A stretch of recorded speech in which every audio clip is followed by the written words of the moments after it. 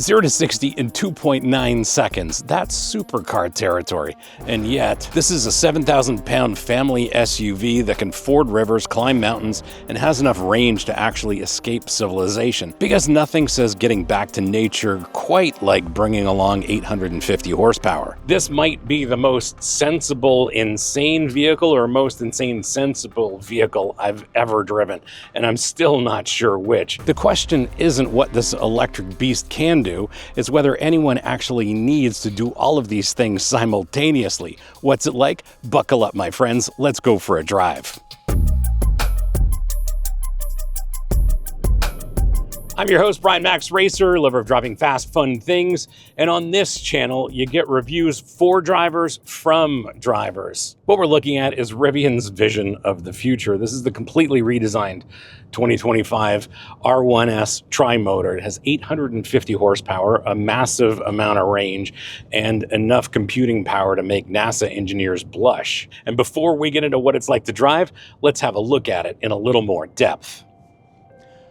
Although this is the first time we've experienced a Rivian for 2025, this R1S has received a comprehensive set of upgrades. There's a completely new electrical architecture that reduces wiring by 1.6 miles on a total of 44 pounds. As well, they've reduced the total ECU count from 17 to 7. This also marks the introduction of the new Rivian autonomy platform powered by 11 cameras, including 4K HDR units, 5 radars, and a computing system 10 times more powerful than the previous one. There's an incredible sound system with Dolby Atmos and a Wi-Fi hotspot for up to 8 devices. The infotainment system on its own is cool. It's powered by Unreal Engine. I know some of you know exactly what that is. This is the Tri motor, so there are 2 motors at the rear, 1 at the front. All motors are designed and built in-house at Rivian. They're oil-cooled. Combined, they make 850 horsepower and 1,198 pounds of torque. In conserve mode, the rear motor disconnects for efficiency. For 2025, there's a new Makse battery pack for 140 kilowatts with 371 miles and 529 kilometers of range. Max charge rate is 220 kilowatts.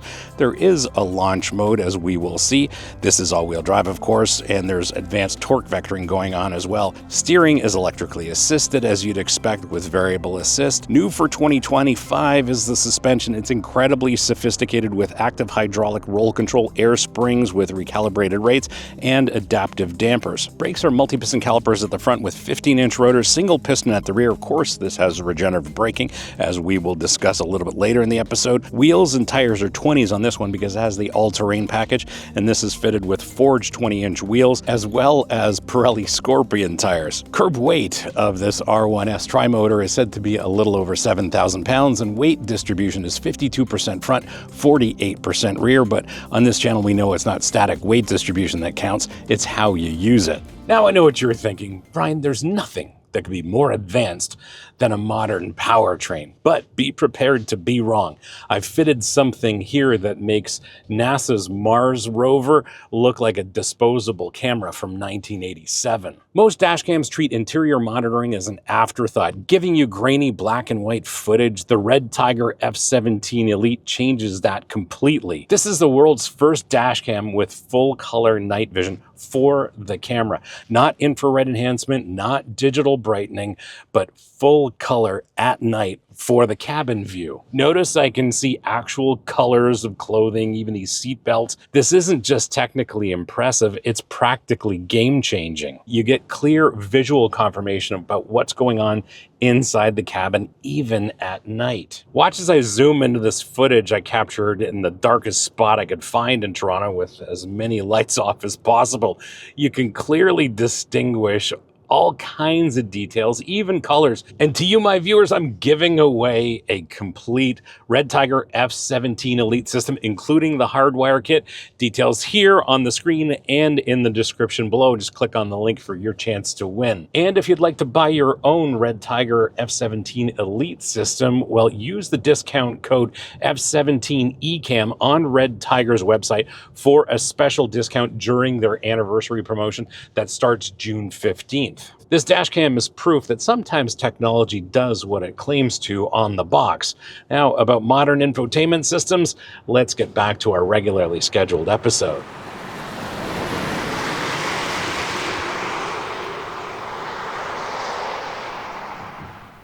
When I first got behind the wheel of this R1S, I was struck at how stunning this interior is. And I think the best way to articulate it is that this is the kind of interior that Volvo would do if they were still serious about doing interiors. Every single touch point feels considered, whether it's the subtle Rivian badging and the headrests that remind your passengers exactly why you can't afford to take them to fancy restaurants anymore. But these front seats strike this perfect balance between being stunning, being perfectly supportive for carving some corners, and being comfortable enough for a cross-country trip. They are extremely comfortable. Love the shape, love the size, reasonable amount of adjustment. Didn't take long to find the optimal seating position here, and I'm very comfortable behind the wheel. One of the things that's helpful about this R1S is that it does have an air suspension, so I can put it on its lowest settings, which is helpful for me who has short legs to get in and out of this thing. And when it's at its lowest setting, the hip point's at a reasonable spot. So it makes getting in and out of this easy for anybody who's on the shorter side of life. Rivian's ergonomic approach is a little bit different than other manufacturers, so there's a little bit of an adjustment here, but once you're accustomed to it, it all kind of makes sense. As far as the basics go, seating position, perfect. I'm perfectly situated here behind the wheel. Because this is 2025, we all have smartphones. What Rivian did here with this interior is put wireless chargers here, which is the natural place to put your phone. It's very clever, works extremely well. There's some storage underneath the armrests, some stretchable pockets in the doors, and because there is no transmission here or a drive shaft running to the rear of the vehicle, all of the space is open for some storage. They've maximized the available space in here. With that second row, what I do have to highlight, beyond just the space, is they've positioned the seat cushions a little higher, so you got a little bit more of that theater seating style, so anybody who's sitting in the second row will appreciate the ability to see out the front windscreen, and that's a clever way to do it. Doesn't really sacrifice any space. Because this is an EV, let's not forget that there's a frunk. Underneath the bonnet, there's a lot of usable space there. And then under the hatch, there's a ton of room there, especially with those rear seats folded. Even when they're up, there's a reasonable amount of room. There's some underfloor storage at the back as well. But what I love about the back, the tailgate design here, is that it's more of a clamshell, so there's a tailgate portion that folds down. And this morning when I was charging this thing, what I was doing is I had the tailgate folded down and doing some work on my laptop. It was absolutely brilliant. Unlike some EV makers that want to throw every single control into the screen and make your life frustrating on a day-to-day basis, Rivian retained just the basic amount of controls that make sense and work on a day-to-day basis. So this is a joy to live with every day, and there's zero frustration when it comes to operating this Rivian. And it didn't take me long to get accustomed to this infotainment system. It's very, very cool, but this might be the first bespoke infotainment system that doesn't make me want to replace it with Apple CarPlay. It runs on Unreal Engine. Yeah, that's the same platform that powers Fortnite and half the video games your kids are addicted to. Renders graphics and all the movements of everything on the screen with a smoothness and response time that makes other interfaces look like they're running on Windows 95. The UI is both stunning and intuitively designed. Doesn't take long to get accustomed to this and figure out how all the controls work. There's no lag in the system, nor are there any buried menus that make other interfaces so frustrating. Even the drive mode configuration buttons are intuitively designed. They just make perfect sense. During these few days with this R1S, I've driven a couple of other vehicles, more traditional vehicles, and when I've used those cars' infotainment systems, it's definitely felt like a downgrade. A couple things we have to talk about here on the inside. One is the Dolby Atmos sound system. I can't convey that through this video, obviously, but it is stunning in here and I've been enjoying it. This has cameras all around. Those are great for parking, but we use them off-road and they're very useful off-roading, especially when you're in some tight situations. Really appreciate that. Plus the resolution of those images is incredible. The only problem is when I'm parking, it just confirms my rule that racing drivers can't park.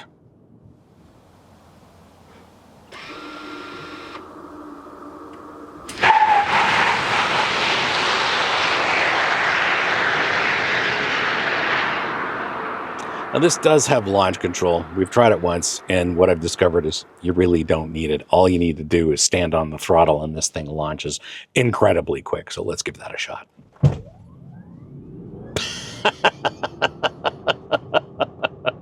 This is just mind-blowing. Anytime I've done that, it's astonishing.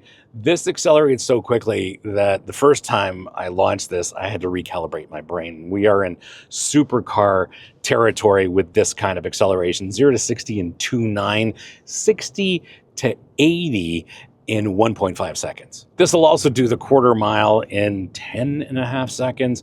And with the updates for 2025, there's some additional cooling going on here. So I suspect I could do it all day long and not complain like some other EVs. With the 3 motors, it's not the fact that it's got 850 horsepower and over 1,100 pounds of torque to put down to the ground. It's how it's all managed that's really impressive. In normal driving, all 3 motors work in harmony to deliver optimal performance, but then switch to conserve mode and the rear motors disconnect, essentially turning this performance monster into a very efficient front-wheel drive cruiser. In that conserve mode, you can do up to 405 miles of range. That's enough to drive from LA to San Francisco with some range to spare. But let's be honest, if you've paid for 850 horsepower, you're probably using most of those horses at every opportunity. So forget about that 405-mile range, practically speaking. And I have to say, the way that they've calibrated the motors and the way they put down power, they're clearly doing this for drivers like you and me. This is extremely satisfying to drive. And that's the thing. It doesn't matter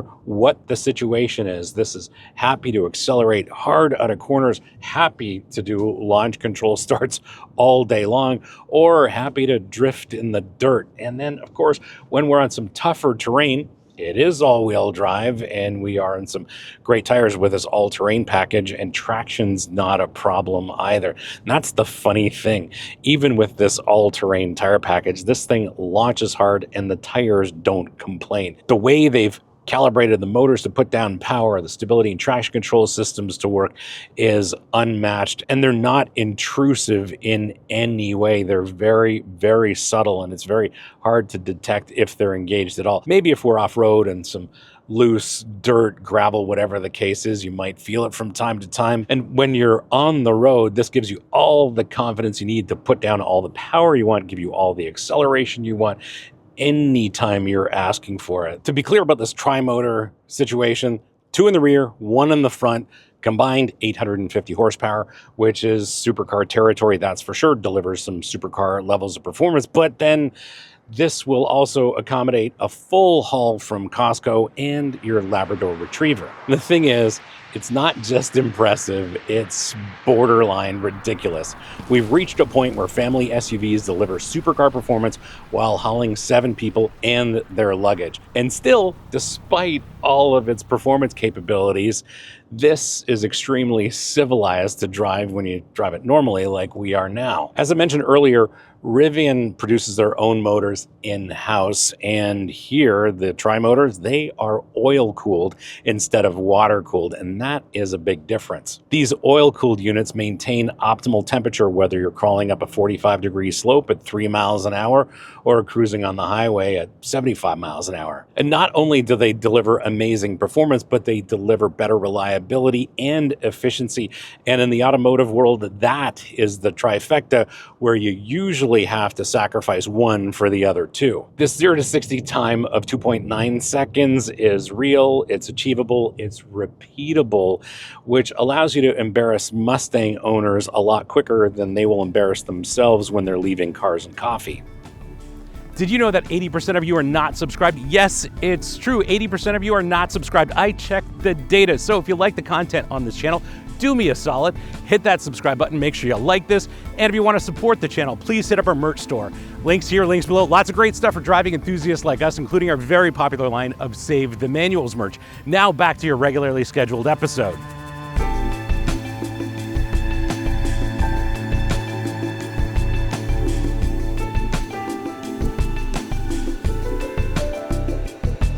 When the good folks at Rivian let me know they were sending me this model, which had the all-terrain package, my first question was, do you mind if I take it off-road? And they said, well, of course, that's what it's made for. So that's what we're doing. Yes, it does have an on-road mode that can be configured in different ways. This is the off-road mode, and it does a bunch of things. So we've got the suspension raised. There is a drift mode when you're in the off-road mode. There's a rally mode as well. And it all comes down to how they've made this R1S behave, because they've given it such a sophisticated suspension. And you, my good viewers, know that off-roading is really all about the tire, so they've given this a fantastic tire.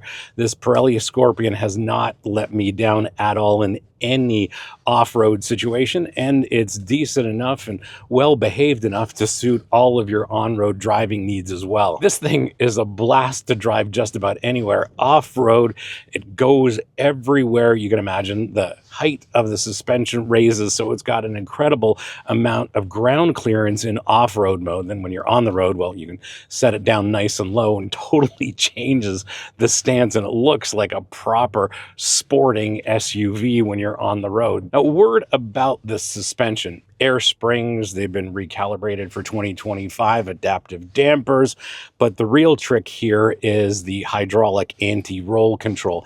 This is a system that's closely related in terms of its deployment to what McLaren uses. It's very sophisticated. They claim it saves a bit of weight over a conventional anti-roll bar kind of situation. In this R1S, it does two very important things, and they're very different things. Number one, off the road, allow for more wheel articulation, which is just freaking brilliant. Then on the road, and we've just transitioned to some pavement, what the system does, it firms up the suspension on the outside of the corner, softens the inside, so this thing corners flatter than Kansas. In the interest of science, we're making a U-turn, and this thing has an incredibly short turning radius, and this is only two-wheel steer. There's no rear steer here, and in the corners, well, it's just something else. Steering is direct, precise, just absolutely love it. And we have to attack some more corners. Yes. Turn in is immediate. How it carves a line makes me feel incredibly confident here behind the wheel. Up over the corner, little braking for this short radius. Corners so flat, you can carry so much speed through corners. Ride quality, no matter how you set the dampers, is definitely on the firm side, and that gives you a feel of connectedness to the road surface, whether we're on pavement like we are now or on dirt like we were most of the day. Ride quality on decent roads like this is smoother than my transition from I'll never buy an EV to I need this in my life, which took approximately 2.9 seconds. Braking is fantastic.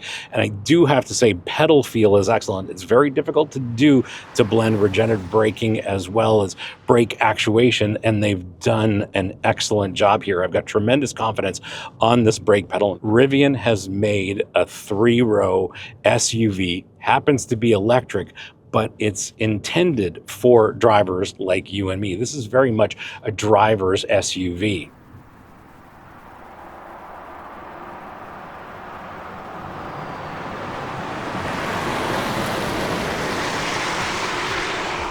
How do you spec yours? Well, for starters, you are looking at a 2025 Rivian R1S Tri motor with the Makse battery. It's finished in storm blue paint with the slate sky and walnut wood interior. In the US, base price is $105,600, and as tested, this is $116,600. In Canada, base price is $158,900, and as tested, it's $174,600. And these prices are before freight, taxes, incentives, etc. In terms of speccing yours, it's really a matter of how vigorously you want to attack your kid's college tuition fund. The Tri-Motor already includes the Makse battery, the premium sound system with Dolby Atmos, and the dynamic glass roof. From there, you need to decide whether you want to blend in with an included color like Glacier White or LA Silver, or stand out with a premium paint option like the Storm Blue on our tester. Inside, choices include the standard Black Mountain interior or this slate sky with walnut wood trim, which creates an atmosphere so calming and serene. If you plan on climbing anything more than a steep driveway, you may want to consider what this tester has, which is the all-terrain package, which includes the all-terrain wheels and these tires and some underbody protection. Compared to the Tesla Model X Plaid, costs a little bit more, but comes with build quality that doesn't look like a rushed high school project.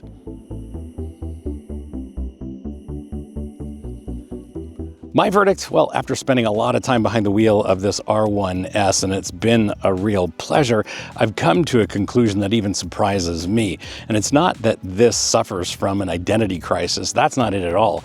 This, I think, is what the future of luxury transportation looks like starting now in 2025. Yes, it's excessive. No, you don't need 850 horsepower to drop the kids at soccer practice. And yes, for this price, you could buy a very nice traditional SUV plus a weekend track toy. But that's missing the point. What Rivian has created here isn't just a fast SUV or a capable off-roader. It's the elimination of compromise itself. It's automotive freedom in its purest form.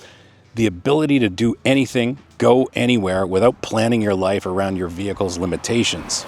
Is that worth the price of admission? For most people, probably not, but for those who can afford it, the R1S Tri motor doesn't just move the goalposts. It uproots them entirely and plants them somewhere off in the future, forcing everyone else to catch up. And in that sense, the 0 to 60 time of 2.9 seconds, well, that's probably the least interesting thing about this R1S Tri motor. It's as if Rivian's engineers were given carte blanche to create the ultimate vehicle without any constraints, other than it needs to have 4 wheels and seat 7 people. I think what Rivian has done with this 2025 R1S has created a whole new category of vehicle that didn't exist before. For me, the real problem is that this R1S has ruined other cars for me, much in the same way my racing career has ruined driving scenes in every movie I watch. This is just ridiculous. Thanks for hanging out with me today and having a look at this 2025 Rivian R1S. Hope you enjoyed this episode, and if you did, you're not new, you know what to do. Smash the subscribe button, turn on your notifications, like this video, and as always, sharing is caring, so please share this with your friends, especially on Reddit, because on Reddit, they really need to see reviews for drivers from drivers. If you have any questions or comments, please leave in the comments below. I'll get back to you as soon as I can. And if you want to support the channel, please hit up our merch store. Links here, links below. Lots of great stuff for driving enthusiasts like us, including our very popular line of Save the Manuals merch. Thanks again for watching. We'll see you again next time. And remember, cars don't understeer by themselves, not even Rivian R1Ss.